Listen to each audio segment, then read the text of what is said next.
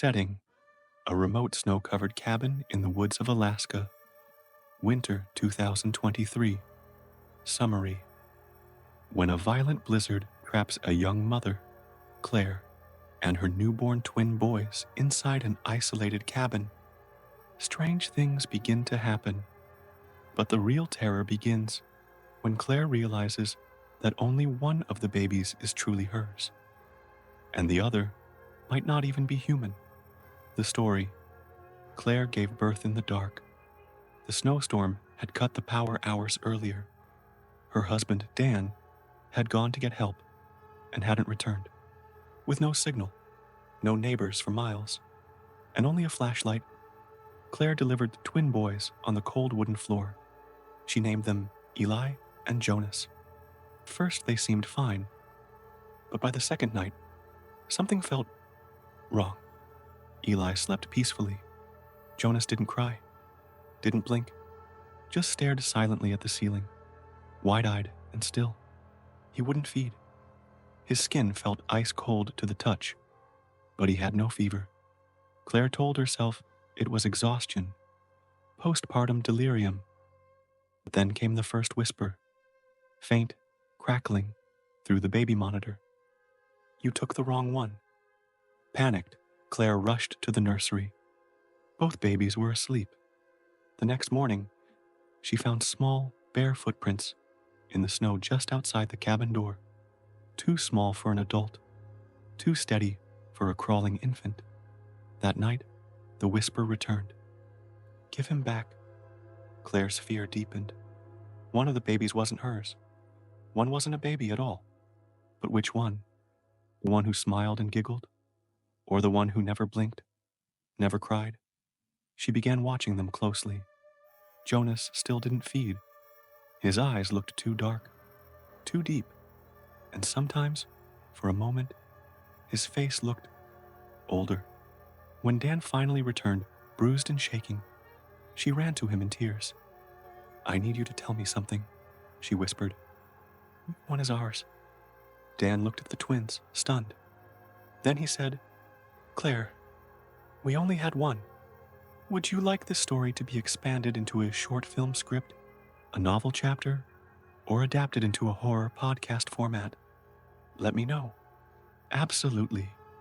Here's the last part of the story, the Silent Cradle. The final suspenseful moments after Dan reveals, "Claire, we only had one." The Silent Cradle. Final part. Claire's breath caught in her throat. What do you mean?" she whispered. Dan's eyes didn't move from the babies. His voice trembled. "We were expecting one baby, Claire. One. The doctor. The ultrasound. There was never a twin." Claire staggered back, heart pounding, her mind racing. Had she imagined it all? No. She remembered the birth. 2 cries. 2 tiny bodies. 2 names. Suddenly, the baby monitor crackled again. A whisper. Clearer now. Closer. "You still have him?" And then, a sharp knock at the door. 3 times. Knock. Knock. Knock. Dan turned. Who the hell could be out there in this storm? Claire didn't answer. She was staring at the twins. Eli lay calmly, looking up at her with soft, warm eyes. Jonas wasn't blinking. His eyes were glassy. His lips curled slightly into something not quite a smile. She remembered what her grandmother once told her years ago. Changelings look just like children until they want something. The door creaked open on its own. Snow swept in across the floor. A dark shape stood in the doorway. Not a man, not an animal. Something old, thin, tall, covered in frost and shadow. It didn't step inside. It only raised a long, pale hand and pointed at Jonas. Claire's knees buckled. Dan grabbed her. "What the hell is that thing?" he shouted. Claire didn't answer. She picked up Jonas, cold as stone now, and walked toward the door. The shadow didn't move. Claire paused, held Jonas close, one last time. He blinked, for the first time, and smiled. but not like a child, like a thing that had waited. She handed him over. As soon as the creature took him, it vanished, gone with the wind, swallowed by snow. The door slammed shut. The cabin fell silent. Claire turned back.